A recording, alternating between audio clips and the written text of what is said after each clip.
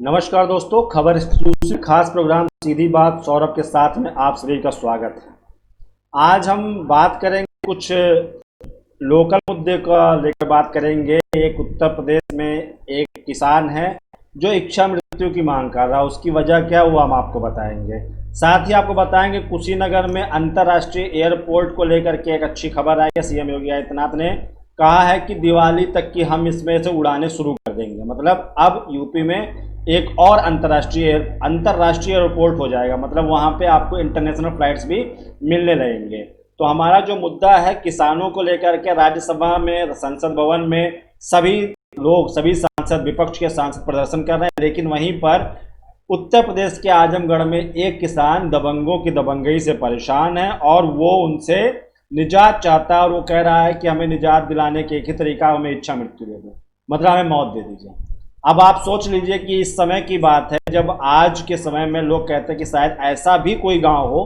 इस तरह की कल्पना करना भी लोगों को समझ में नहीं आता, कल्पना भी नहीं कर सकते हैं। और ऐसे समय में एक ऐसा किसान है जो अभी इच्छा मृत्यु मांग रहा है। ये खबर जो आपके सामने आ गई, जो खबर हमारे तक पहुंच गई, ऐसे तमाम खबरें जो यहाँ तक पहुंच ही नहीं पाती, उस मंजिल तक नहीं पहुंच पाती। ऐसे बहुत सारे किसानों को दबंग वहाँ प्रताड़ित करते हैं, परेशान करते हैं। और अभी जब नया जो बिल आ रहा है उसमें ये कहा जा रहा है कि उनको उद्योगपति परेशान करने लगेंगे। तो अब ये समझने वाली बात है, थोड़ा सोचना पड़ेगा कि जिस तरीके की बातें फैलाई जाए, जिस बातों को कहा जा रहा है, क्या वैसा होता है। तो मैं आपके साथ में मैं जुड़ूंगा, लेकिन सबसे पहले आपको आजमगढ़ वाली खबर को आपको विस्तार से बता देता हूं कि उसमें क्या हुआ है। दबंगों की प्रताड़ना से आखिर वो क्यों इतना परेशान हुआ है। तो आजमगढ़ में दबंगों के जुर्म से परेशान होकर एक गरीब परिवार ने एसपी से इच्छा मृत्यु की मांग कर ली है। स्थानीय पुलिस की कार्रवाई न करने से पीड़ित परिवार दूसरे गांव में गुजर बसर कर रहा है। पीड़ित दंपत्ति गले में तख्ती लटका करके 30 किलोमीटर पैदल चलकर एसपी दफ्तर पहुंचे और उन्होंने बताया कि दबंगों के हमले से पीड़ित ने बताया कि पहले वो गर्भवती थी और उसके बुजुर्ग पिता से मारपीट की, जिससे उसके कोख में पल रहे बच्चे को ही मार डालने की कोशिश कर रहे हैं दबंग। अब मामला क्या है वो मैं आपको विस्तार से बताऊंगा। गले में तख्ती लटका करके हमें न्याय मिले, इस तरीके से 30 मिनट पैदल पहुंच के बैठे हैं। सोचिए कि मतलब कितना ज़्यादा परेशान है। शिकायत के बाद भी जब थाना पुलिस दबंगों पर किसी तरीके कोई एक्शन नहीं लिया, दो बार वो बार बार परेशान कर रहे हैं, इसलिए पूरा परिवार अब मौत चाहता है। मामला रौनापुरा पारा थाना क्षेत्र का है आजमगढ़ के, जहाँ पे पुलिस अधीक्षक कार्यालय में आकर इच्छा मृत्यु की मांग की है। परिवार कहना है कि दबंग जो हैं वो राजनीतिक रसूख वाले व्यक्ति हैं, इसलिए पुलिस उनका कुछ नहीं कर पा रही है। अप्रैल महीने में घर में इन लोगों ने घुसकर उसे और पत्नी रीना यादव और बुजुर्ग माता पिता को बुरी तरीके से मारा पीटा था। और पीड़ित परिवार ने बताया कि दबंगों की पिटाई से महिला का एक बार गर्भपात भी हो चुका है और दबंगों के डर से यह परिवार साथ अपने घर होते हुए भी इधर उधर छुपकर रहता है। ऐसी स्थिति में वह इच्छा मृत्यु चाहता है और राम विनय की शिकायत सुनने के बाद एसपी ने एसओ रौनापार को तत्काल पीड़ित परिवार की समस्या का समाधान कराकर रिपोर्ट तलब करने को कहा है। पुलिस अधीक्षक सुधीर कुमार सिंह ने मामले में तत्काल संज्ञान लेते हुए अध्यक्ष रौनापारा को फोन करके तुरंत ही दोषियों के खिलाफ एक्शन लेने के निर्देश दिए। पुलिस का कहना है गरीब परिवार को न्याय मिलेगा और इसकी पूरी सुरक्षा की जाएगी। पीड़ित राम विनय यादव का आरोप है कि कुछ दबंग लोग उसे अपनी जमीन पर घर का निर्माण करने नहीं दे रहे हैं। थाने पर शिकायत करने पर कोई कार्रवाई नहीं हुई, जिससे दबंगों के हौसले बुलंद है और वह जान मार की धमकी देने लगे हैं और घर में घुसकर मारपीट भी करते हैं। तो अब आप समझ लीजिए खबरें क्या है। समझ लीजिए कि आप जो कह रहे हैं कि नया किसी विधेयक आएगा और किसान प्रताड़ित होने लगेगा, तो जहाँ पे अभी भी किसान सशक्त नहीं हो पाए हैं, और किसान सशक्त कभी हो ही नहीं सका क्योंकि उसको सशक्त बनाने की किसी ने पहल की ही नहीं, ना किसी राजनीतिक पार्टी ने, ना समाज ने। आज के समय में लोग बातें तो बहुत करते हैं, किसान इस कड़ी है, किसान ही आधार है, किसान ही मूल है, जिसके वजह से वो खेतों से फसलें आती है, किसान ही सब कुछ करता है। लेकिन किसान के बारे में सोचना और किसान के बारे में बातें करना केवल है, लेकिन वास्तविकता क्या है, आजमगढ़ के रौनापारा इलाके समझ सकते हैं आप। वहां पर किसान को की खुद की जमीन है, लेकिन उसको घर बनवाए नहीं दे रहे हैं, दबंगों की दबंगई चल रही है, उसको मारपीट कर रहे हैं, उसकी पति से मारपीट करके उसका गर्भपात करवा दिया।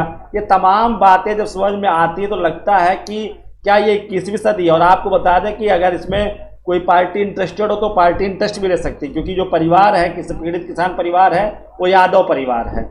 तो हो सकता है कि इसमें पॉलिटिकल एंगल निकले, इसको मांग मुद्दा उठे और इस पर हो सकता है उनको इंसाफ मिले। हालांकि एसपी ने कहा है, लेकिन कहते हैं ना कि हमेशा इस भारतीय कानून के और देश के कानून के दिखाने के दांत कुछ और हैं और करने के काम कुछ और हैं। अगर वो परिवार इतने से पीड़ित था, थाने पे शिकायतें जारी, थाने पे जाकर करके शिकायत करता था, तो आखिर उन पर कार्रवाई करना चाहिए, रिपोर्ट तलब करने की क्या बात है। जब इतने दिनों से उनके यहाँ परेशान हो रहे हो, बेचारे घर नहीं रह पा रहे हैं, देश का अन्नदाता अगर इस तरीके से परेशान होता रहेगा, भटकता रहेगा, एक तो उसके साथ में पहले मौसम की मार है, फिर तमाम समस्याओं के बावजूद, लेकिन उसको क्या होता है कि उसको उस तरीके से नहीं रिजल्ट मिल पाता जिस तरीके से उसको चाहिए, और उसके साथ में लोग खड़े तो होते हैं लेकिन उसके साथ से आगे निकल जाते हैं और वो किसान वहीं का वहीं खड़ा रह जाता है और उनके साथ परेशानियां वही रह जाती हैं। तो इस पे हम और विस्तार से बात करेंगे। अपने विचार भी दीजिए किसानों की समस्याओं को लेकर के। क्या आपके आसपास भी ऐसे कुछ लोगों को जहां पे दबंग लोग अपने यहाँ पे गरीबों को परेशान करते हो, उनके जमीनों में जबरदस्ती कब्जा कर लेते हो, ये तमाम खबरें आप बताइए। ये मुद्दे हैं,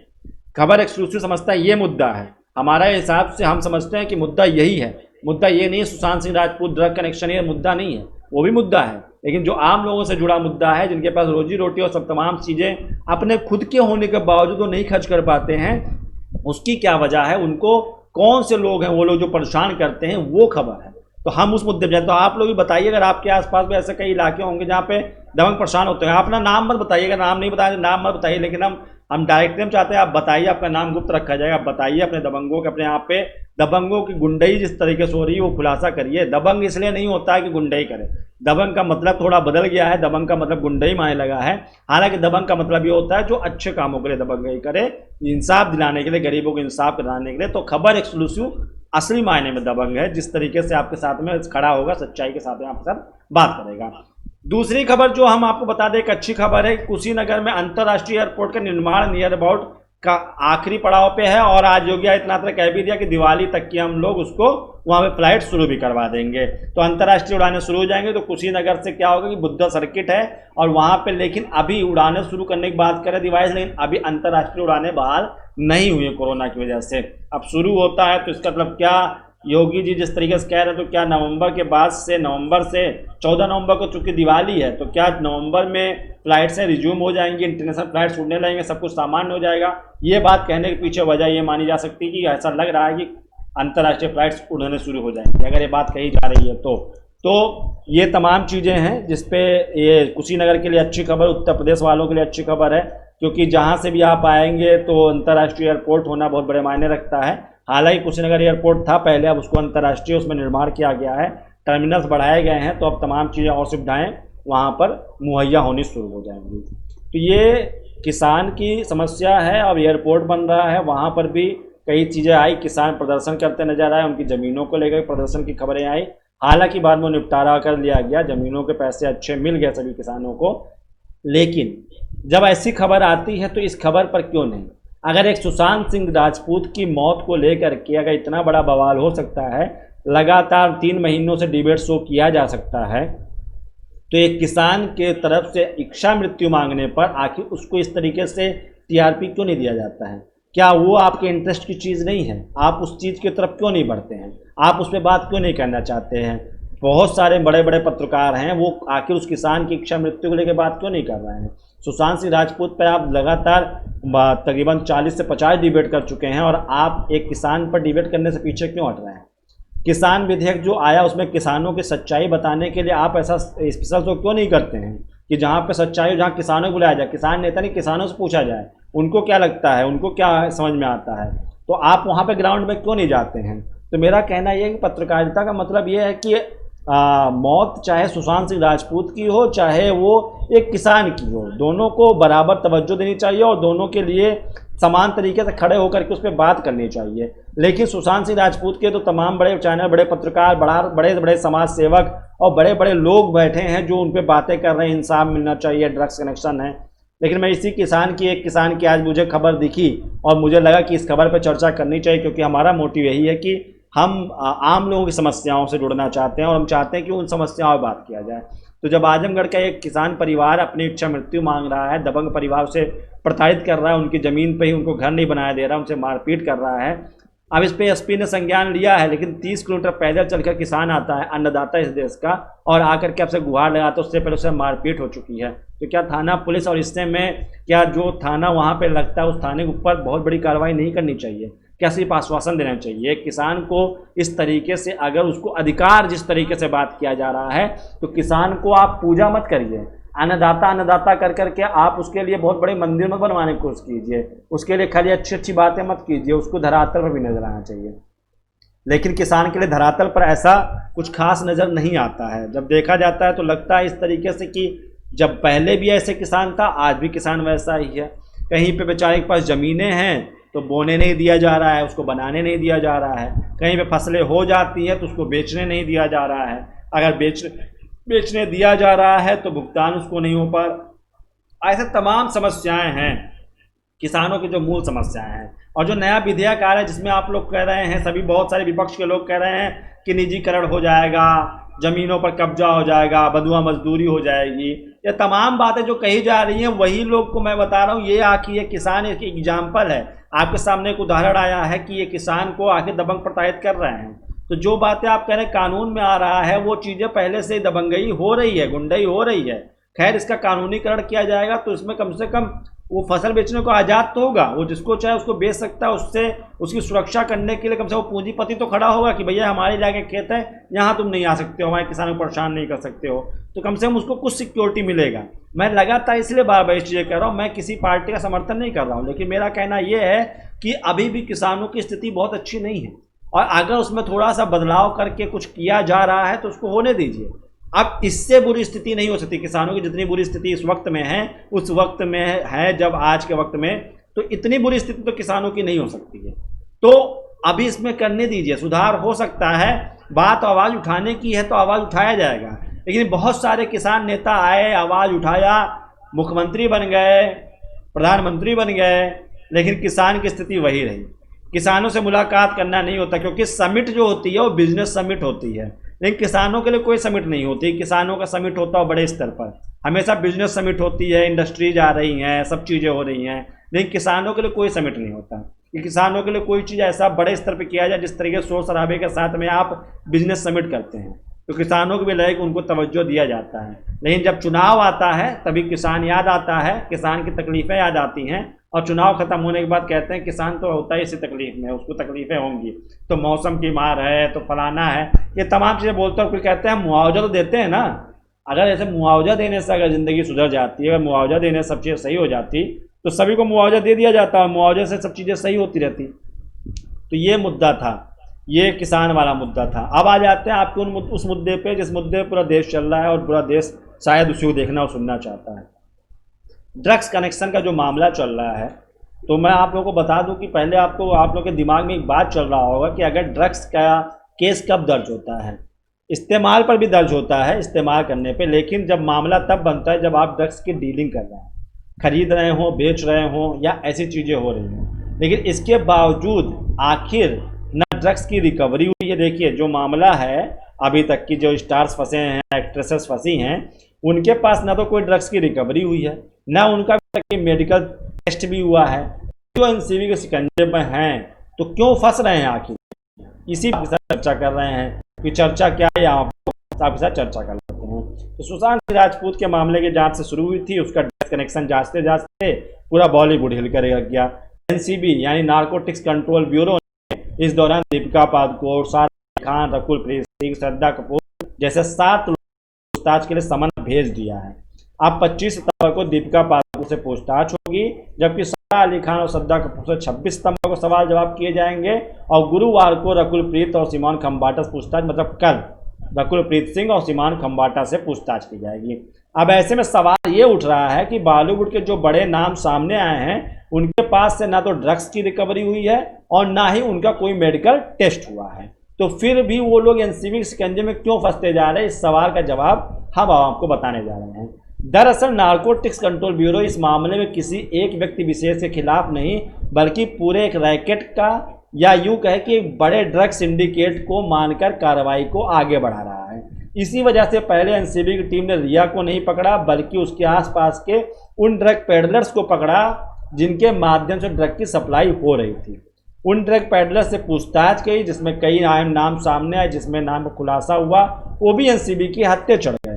मोबाइल पर होने वाले व्हाट्सएप चैट अहम सबूत बन गए। उसके बाद एनसीबी अदालत गई, अपनी बात रखी और बड़ी खिलाड़ियों के खिलाफ शिकंजा कसने की बात कही। इस तरह से एक के बाद एक बड़े नाम सामने आते गए। एनसीबी ने योजना बनाकर रिया चक्रवर्ती के रैकेट का पर्दाफाश किया। सारे कनेक्शन बेनकाब हो गए। फिर क्वान कंपनी और जया साहा का नाम सामने आया। इसी कंपनी की करिश्मा बेनकाब हो गई हैं और एक के बाद एक कड़ियों को जोड़ते हुए एनसीबी ने बॉलीवुड के सबसे बड़े ड्रग सिंडिकेट का खुलासा कर दिया है। जया साहा ने के कई लोग के साथ चैट सामने आए हैं। इस जया का एक फैसिलिटेटर के तौर पर काम करती थी, मतलब वो सुविधा देने का, मतलब कि वो बेचती नहीं थी, खरीदती नहीं थी, लेकिन मुहैया करवा लेती थी। उनका काम बेचना खरीदना नहीं, मुहैया कराने का काम था। मीडिएटर समझ लीजिए। व्हाट्सएप चैट इसके बड़े सबूत हैं। यही वजह है कि एनसीबी को इस बात से कोई मतलब नहीं कि ड्रग ले रहा था कौन नहीं ले रहा था, उनके पास रिकवरी हुई है या नहीं हुई है, मेडिकल हुआ है या नहीं हुआ है, मेडिकल में आया ही नहीं है। ये सब एनसीबी इसलिए ड्रग सिंडिकेट को पकड़ना चाहती है, तो इन सबसे पूछताछ करके उस मेन अड्डे तक पहुंचना चाहते हैं कि आखिर ये कहाँ से पूरा कनेक्शन चल रहा है। मसलन ड्रग्स के किसी ने कार्ड से पैसे किए दिए, कैश दिए, ड्रग मंगाई, ये सब जो भी चीज़ें हैं वो अभी इस पर पुलिस मतलब एनसीबी ध्यान नहीं दे रही है। एनसीबी का पूरा मोटो ये है कि वो लगातार खाली और खाली एक बड़े सिंडिकेट का खुलासा करना चाहती है और इस पर लगातार चल रही है। अब एक्ट्रेस को अब आपको लगातार टीवी चैनल्स पर पूरी बॉलीवुड फिल्मों के टीजर जितने दिखेंगे, बड़े बड़े एक्ट्रेस के पूछताछ के समन भेज दिया गया है। राजकुमार गुप्ता जी कह रहे हैं गरीब की मदद करने वाले कोई नहीं है, मीडिया भी इनकी चर्चा करने से कतरा रही है, इसलिए कृषि विधेयक का विरोध यही दबंग बड़े लोग कर रहे हैं। बिल्कुल सही बात है कि ये कृषि विधेयक के विरोध करने वाले जो भी लोग हैं, अगर अभी मैं ये बात कह रहा हूँ तो आप में से कई लोग ये कहेंगे कि ये बीजेपी का समर्थित है, इसको बीजेपी वाले ने पैसे खिला दिया, डरा दिया, धमका दिया, इसलिए ऐसी बातें करने लगा है। तो मैं आपको बता दूं कि ऐसा कुछ भी नहीं है। जो चीज़ें बात होती है हम उसको सच से कहते हैं और उसको देखिए, आजमाइए, समझिए। कमियां सब में होती है लेकिन उसको सर समझिए। सरकार के हर बात पे झंडा लेके खड़ा हो जाना विरोध में, वही समस्या का समाधान नहीं है। और विपक्ष आपको केवल वोट बैंक बना करके आपके साथ में इस तरीके से गेम खेल रहा है, तो आप उसमें अगर पढ़ेंगे तो हो सकता है कि आपका नुकसान हो। तो नुकसान है, फ़ायदा अपना खुद आकलन कीजिए। किसी नेता का ज़रूरत मत रखिए कि नेता उसमें बीच में आए। तो आज हम किसानों पर चर्चा कर रहे थे और किसानों से मुद्दे थे और किसानों पर ही हम बात करते रहेंगे हमेशा। ऐसे ही किसानों पर, गरीबों पर और उन लोगों का जो आपका समस्या, आपके आसपास भी अगर कोई दबंग ऐसे गुंडई कर रहा है तो आप उसकी खबर हमें बताइए, उस पर हम चर्चा करेंगे, उसको बात करेंगे और आपका नाम भी नहीं लेंगे। और हम आपके बिना नाम लिए अगर आपको लगता है कि आपको नुकसान पहुंच सकता है तो आपका नाम नहीं लेंगे, लेकिन हम फिर भी आपकी वो खबर हम चाहेंगे कि वो एक्शन हो, वहाँ पर पहुँचे। क्योंकि खबर एक्सक्लूसिव को आज के वक्त में आपके समय में बहुत सारे बड़े बड़े मीडिया जगत के लोग और अच्छे नेता लोग भी इसको देख रहे हैं, वॉच कर रहे हैं और इसके बाद में उनके कई दफ़ा हमारे पास मैसेजेस आते हैं, ट्वीट्स आते हैं, तो हम उस पर एक्शन लेने की बात करेंगे और हम चाहेंगे कि इस पर कार्रवाई हो। इसका मतलब ये नहीं खबर एक्सक्लूसिव किसी तरीके से किसी पार्टी विशेष का समर्थन करता है, लेकिन हम चाहते हैं कि आम आदमी और सभी लोगों की सुरक्षा हो। पत्रकारिता की पहली बड़ी निशानी ये है कि वो सुरक्षित समाज का निर्माण करता है, लेकिन शायद अब ये रास्ता भटक चुके और ये टीआरपी रेटिंग की तरफ हो गया, क्योंकि अन्नदाता के पास में टीआरपी नहीं आएगी, व्यूवर्स नहीं मिलेंगे आपको, तो उनके पास लोग जाने से कतरा रहे। लेकिन खबर एक्सक्लूसिव वहाँ जाएगा, क्योंकि हम व्यूवर्स के लिए नहीं जा रहे हैं कि हमें लाखों व्यूवर्स चाहिए, हमें टीआरपी चाहिए। हम चाहते हैं कि मुद्दा हो, जो अच्छा मुद्दा हो वाकई में, जिस पे बात होनी चाहिए उस पर बात होती रहेगी। तो ये खबर है और इस पर हमने आपसे चर्चा की। और आपको आज बता दें कि टाइम्स मैगजीन ने 2020 के 100 शक्तिशाली प्रभावशाली चेहरों में शाहीन बाग में सीए एनआरसी के विरोध में बैठी दादी अम्मा जो थी, बिक्सिल नाम था उनका, तो उनका फ़ोटो उनको शामिल किया है, जिसके बाद से कुछ लोग उससे नाराज़ हैं। जो बीजेपी के तथाकथित सारे लोग हैं वो लोग नाराज़, उन्होंने कहा ये इनको पता नहीं है। एक बहुत बड़े पत्रकार ने ट्वीट करके कहा कि टाइम्स मैगजीन को शायद पता नहीं किया कि वह मुखौटा थे, उसके पीछे बहुत सारे लोग थे जो इस तरीके की चीज़ें चला रहे थे। तो ये तमाम चीज़ें हैं, लेकिन वही टाइम मैगजीन जब प्रधानमंत्री मोदी को शक्तिशाली और प्रभावशाली व्यक्तियों में स्थान देता है तो वो टाइम मैगजीन बहुत अच्छा हो जाता है, उसकी बहुत तारीफ की जाती है। तो ये भी समझना होगा। देखिए, प्रभावशील होना, कहते हैं ना कि जैसे अगर आप लड़ रहे हैं तो ऐसा नहीं है, राम और रावण की लड़ाई हुई तो रावण के पास खराब लोग नहीं थे, रावण के पास कम शक्तिशाली लोग नहीं थे, अच्छे लोग थे, लेकिन उनका इस्तेमाल कहाँ होता, वो जबरदस्त, वो बड़ी बात है, उनका इस्तेमाल कहाँ पर हो रहा था, वो किस दिशा में जा रहे थे। तो यहाँ पर कौन राम है कौन रावण है ये तो मैं नहीं कह सकता, लेकिन शक्तिशाली दोनों तरफ हो सकते हैं, और लेकिन सत्य जीतना चाहिए, सही चीज़ें सामने आनी चाहिए, और सही चीज़ें जीत के आपके सामने आएंगी भी। तो राजकुमार गुप्ता जी कह रहे हैं क्या बॉलीवुड से ड्रग्स को समाप्त करना संभव है?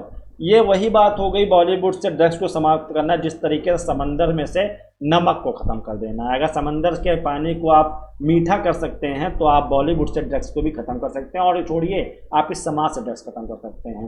तो जो असंभव है उसको असंभव है, लेकिन कोई रैकेट पकड़ा जाएगा तो कुछ लगाम कसेगी, कुछ शिकंजा कसेगा, और कुछ लोग डरेंगे, वो डर बनाया जा सकता है। लेकिन वो डर बनाने से पीछे मैं आपको बता दूं कि ये ड्रग्स की डीलिंग जो होती है वो बाहर विदेशों से आते हैं ड्रग्स, और उसमें वो यहाँ तक कैसे पहुँचते हैं ये आप सोच लीजिए। अंतर्राष्ट्रीय स्तर पर एयरपोर्ट से कैसे पास आउट हो जाते हैं, कैसे वो मार्केट में पहुँच जाते हैं। तो इसमें बहुत बड़े बड़े लोग बैठे हैं, बहुत बड़े बड़े लोग मौजूद हैं। कुछ लोगों के नाम सामने आ जाते हैं, लेकिन आप ये जानेंगे इसमें बड़ी मछलियाँ कभी आपके शिकंजे में नहीं आएगी, और एनसीबी जैसी टीम भी उन पर कार्रवाई नहीं कर पाएगी, क्योंकि ये बहुत बड़ा खेल है ड्रग्स का, और ये बात सभी लोग जानते हैं। ये केवल मोहरा बनाया जा रहा है, और ये चीज़ें अभी चल रही है, हो अल्लाह चल रहा है, लेकिन आपको मैं यकीन दिलाता हूँ इसमें कोई बहुत बड़ा खुलासा नहीं हो, जबकि जिसका नाम लिया जाएगा वो ऐसे बड़े नाम नहीं होंगे, इसके पीछे कोई और बड़ा नाम होता है, वो कठपुतली है, सिर्फ इस्तेमाल किए जा रहे हैं।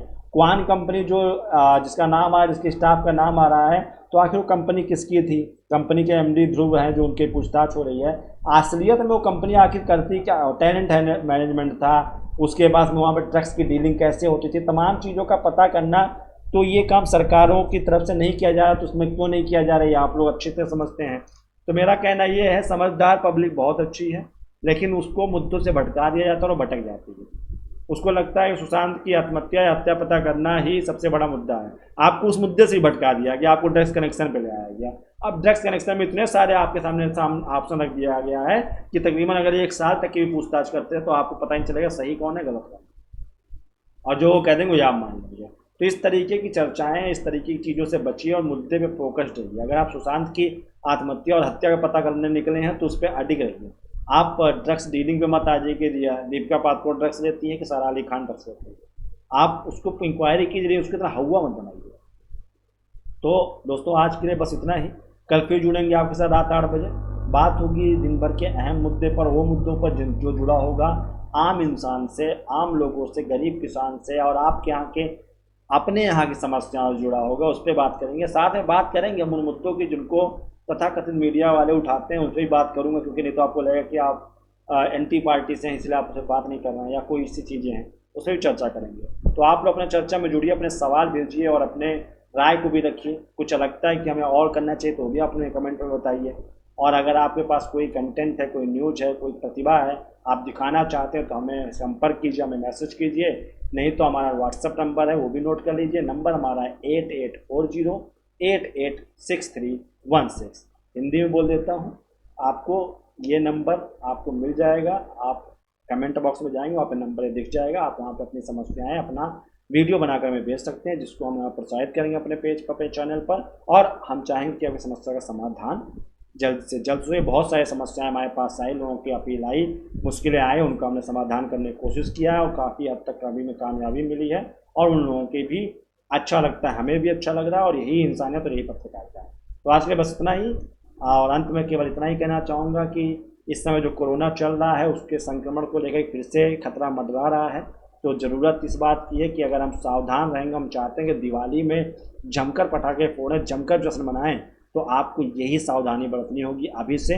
तो आपको दिवाली में बहुत रिलैक्सेशन मिलेगा, आप अच्छे त्यौहार मनाएंगे।